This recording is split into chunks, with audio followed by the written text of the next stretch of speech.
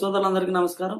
నేను మీ గోపిరెడ్డి. మీరు చూస్తున్న రైతు నేస్తం తెలుగు యూట్యూబ్ ఛానల్. ఇప్పటి వరకు మన ఛానల్ ఎవరైనా సబ్స్క్రైబ్ చేయని వాళ్ళు ఉంటే దయచేసి సబ్స్క్రైబ్ చేసుకోండి. ఈ రోజు నేను చెప్పబోయే టాపిక్ వచ్చేసరికి వెరీ ఇంట్రెస్టింగ్ టాపిక్. ఈ వీడియో వచ్చేసరికి 8 నిమిషాలు టైం తీసుకుంటుంది. సో ప్రతి ఒక్కరు స్కిప్ చేయకుండా చివరి వరకు ఈ వీడియోని వీక్షిస్తారని మనసారా కోరుకుంటున్నాను. ఈ టాపిక్ వచ్చేసరికి మిరప గురించి. గత 3 రోజులుగా ఏ యూట్యూబ్ ఛానల్ చూసినా గానీ, ఏ పత్రిక చూసినా గానీ మిర్చి చైనా నుంచి రిటర్న్ అవుతున్నది, అన్ని కంటైనర్లు వస్తున్నాయి, మిర్చి రేట్లు పడిపోతున్నాయి, మిర్చి రేట్లు తగ్గుతున్నాయి, మిర్చి రేట్లు పెరుగుతున్నాయని రకరకాల న్యూస్ అనేది వినడం జరుగుతూ ఉంది. అయితే ఇందులో నిజం ఎంత, అబద్ధం ఎంత, ఈ రెండింటి మీదే మనం తెలుసుకోవాల్సిన విషయం ఉన్నది. జనరల్ గా చూసుకున్నట్లయితే మిరప ఎగుమతి అనేది మన గుంటూరు మార్కెట్ నుంచి మేజర్ గా జరుగుతూ ఉంటది. అది వచ్చేసరికి చుట్టుపక్కల ఉన్న బంగ్లాదేశ్ కావచ్చు, పాకిస్తాన్ కావచ్చు, అదే విధంగా శ్రీలంక కావచ్చు, మయన్మార్ కావచ్చు, దానితో పాటు అమెరికా, యూరప్ కంట్రీస్, వాటితో పాటు చైనా, ఇవి మేజర్ గా ఎగుమతి చేస్తూ ఉంటాయి. అయితే వీటిల్లో ఈ బంగ్లాదేశ్, పాకిస్తాను, అదేవిధంగా శ్రీలంక, చైనా, వీటికి వచ్చేసరికి టెస్టింగ్ అవసరం లేదు. జనరల్ గా ల్యాబ్ సర్టిఫికేట్ తీసుకుంటారు, మిర్చిని ఎగుమతి చేస్తారు. కానీ అమెరికాకి, యూరప్ కంట్రీస్ కి మిర్చిని కానీ ఏ విధమైన ఫుడ్, ఆహార మెటీరియల్ కానీ సప్లై చేయాలంటే ఖచ్చితంగా వాళ్ళు ఒక సర్టిఫికేట్ ఇస్తారు. పురుగు మందు అవశేషాలు లేని ఫుడ్ మెటీరియల్ మాత్రమే మా కంట్రీ ఇంపోర్ట్ చేసుకుంటాదని ఈ ఏవైతే యూరప్ కంట్రీస్ కానీ, అమెరికా కంట్రీస్ కానీ వాళ్ళు ఒక సర్టిఫికేట్ జారీ చేస్తారు. దాని ప్రకారమే ఎగుమతి జరగాలి. సో మన మిర్చి అనేది ఆ కంట్రీస్కి ఎగుమతి జరగదు. ఈ రిమైనింగ్ కంట్రీస్ అన్నిటికీ జనరల్గా చూసిచున్నట్టుగా జరుగుతూ ఉంటుంది ఇప్పటి వరకు. అయితే అందులో భాగంగానే చైనాకి ప్రతి సంవత్సరం యాక్చువల్గా 2 లక్షల టన్నుల మిర్చి అనేది ఎగుమతి అవ్వడం జరుగుతూ ఉన్నది. అయితే ఈ సంవత్సరం రేటు చూసుకున్నట్లయితే బాగా తక్కువగా ఉన్నది.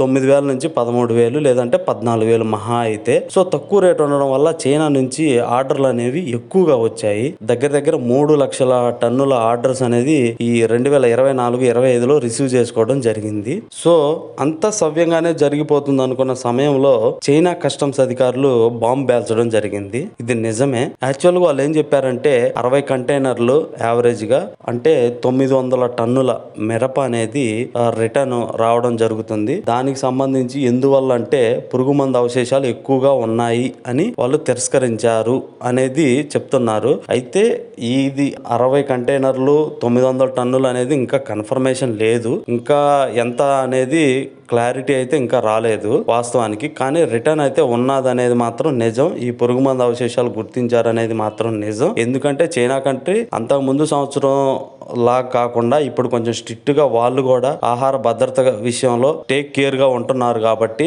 వాళ్ళు కూడా ఈ లెథల్ డోస్ వాల్యూస్ ని, అంటే కెమికల్ వాల్యూస్ ని చెక్ చేస్తున్నారు ఆహార మెటీరియల్ సంబంధించి. అందులో భాగంగానే మన చిల్లికి సంబంధించి కూడా చెక్ చేశారంట.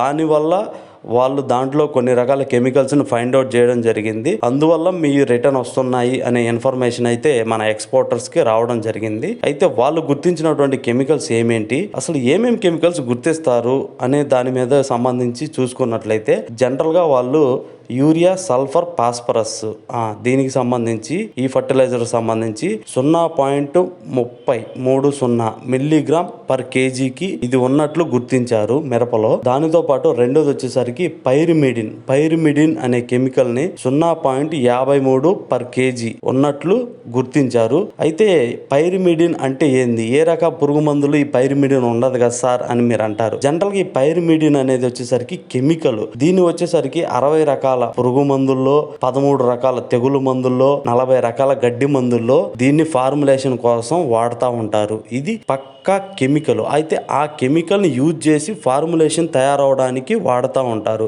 మనం వాడే పురుగు మందుల మీద టెక్నికల్ అనేది ఒకటి రాసి ఉంటుంది. కానీ ఆ టెక్నికల్ ఫామ్ అవడానికి దానిలో రకరకాల కెమికల్స్ కలిపితేనే ఆ టెక్నికల్ అనేది ఫామ్ అవుద్ది. కెమికల్ ఏంటంటే ఈ పైరిమిడిన్ ఒకటి. సో ఇన్ని రకాల పురుగు మందుల్లో, తెగులు మందుల్లో, గడ్డి మందుల్లో దీన్ని వాడడం జరుగుతుంది ఉన్నది. దానితో పాటు ఇంకొకటి మూడోది ఏం చెప్పారంటే బెంజోడైజెఫేన్ అనే కెమికల్ ని 0.20 మిల్లీగ్రామ్ పర్ కేజీకి ఉండడం జరిగినది అని చెప్పారు. ఇది వచ్చేసరికి ఈ కెమికల్ ఏంటంటే సెంట్రల్ నర్వస్ సిస్టమ్ మీద పనిచేస్తుంది. అది మానవుడి బాడీ కావచ్చు, జంతువుల బాడీ కావచ్చు, సెంట్రల్ నర్వస్ సిస్టమ్ మీద పనిచేస్తుంది. ఇది బెంజిన్ స్ట్రక్చర్ ఉంటుంది. సో ఈ కెమికల్ కూడా మన పురుగు మందులు, తెగులు మందులు, గడ్డి మందులు ఫార్ములేషన్ లో వాడుతూ ఉంటారు. దానితో పాటు నాలుగోది వచ్చేసరికి థైమిన్ వచ్చేసరికి 0.52 మిల్లీగ్రామ్ పర్ కేజీ అని రిపోర్ట్ అనేది చెప్పడం జరిగింది. ఈ 4 రకాల కెమికల్స్ మీ మిరపలో ఉండడం జరిగింది, అందువల్ల వీటిని ఈ లాట్లని మేము ఇంపోర్ట్ చేసుకోలేము అని రిజెక్ట్ చేయడం జరిగింది. అయితే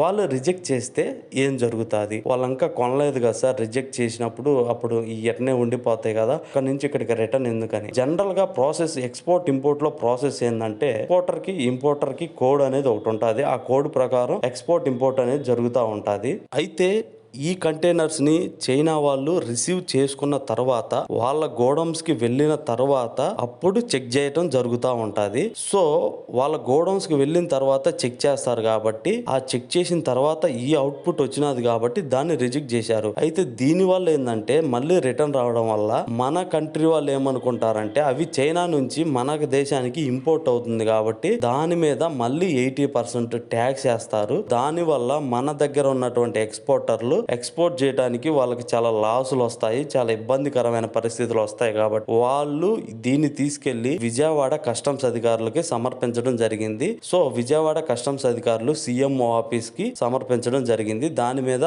చర్చలు అనేవి నడుస్తూ ఉన్నాయి ప్రజెంట్. అయితే ఇది మొత్తం స్టోరీ అనేది ఇంకా రిటర్న్ కి సంబంధించి క్లారిటీ అయితే ఇంకా ఏమీ లేదు. అది ఎంత వస్తుంది ఏందనేది చూడవలసి ఉన్నది. సో దీన్ని బట్టి మనం చూసుకున్నట్లయితే మేజర్ గా ఫ్యూచర్ లో దెబ్బతింటం కారణం ఏంటంటే అధికమైన పురుగు మందులు వాడడం వల్ల మన సరుకు ఫారిన్ కంట్రీస్ కి ఎక్స్పోర్ట్ అవ్వని పక్షంలో జరిగే నష్టాలు ఏంటంటే మన సరుకుకి రేట్ అయితే రాదు. దయచేసి ప్రతి రైతు సోదరులు కొంచెం దృష్టి పెట్టి పురుగు మందులు ఇవన్నీ వాడాలి, కానీ తగిన మోతాదులో మాత్రమే వాడాలి. మోతాదుకు మించి ఇంకా వస్తుంది ఈల్డ్ అనే విషయంలో మోతాదుకు మించి వాడి ఎక్కువగా కెమికల్ ఇది చేయటం వల్ల ఫారిన్ కంట్రీ వాళ్ళు ఎవరు కెమికల్స్ ఉన్న ఫుడ్ అనేది తినడానికి ఇష్టపడడం లేదు. ఎందుకంటే నవ్వే డేస్ లో ఎక్కువగా కెమికల్స్ తినడం వల్ల క్యాన్సర్లు ఇవన్నీ వస్తా ఉన్నాయి. బట్ మన ఇండియాలో మనకు వ్యాధి నిరోధక శక్తి ఎక్కువ కాబట్టి అన్ని చెలేగా నడిచిపోతా ఉంటది. కానీ ఫారిన్ కంట్రీ వాళ్ళు మన సరుకుని ఇంపోర్ట్ చేసుకుంటేనే మనకి మంచి రేట్ వస్తాయి, మన రైతులకి ఆదాయం అనేది సమకూరుతా ఉంటది. దానితో పాటు మన GDP అనేది బాగా గ్రోత్ గా ఉంటది. సో ప్రతి ఒక్కళ్ళు మన వంతు సహాయంతో కొంచెం ఆలోచించి ముందుగా స్టెప్ తీసుకోవాలని ప్రతి ఒక్కరికి నా తరపు నుంచి సలహా ఇస్తున్నాను. సో ఇప్పటి వరకు ఓపిక్ గా నా వీడియోని విన్నందుకు ప్రతి ఒక్కరికి ధన్యవాదాలు. ఇప్పటి వరకు మన ఛానల్ ఎవరైనా సబ్స్క్రైబ్ చేయని వాళ్ళు ఉంటే దయచేసి సబ్స్క్రైబ్ చేసుకోండి. నా ఇన్ఫర్మేషన్ మీ అందరికీ నచ్చినట్లయితే ఒక లైక్, దాంతో పాటు తోటి రైతు సోదరులకి తోటి మిత్రులకి షేర్ చేయండి. Thank you so much.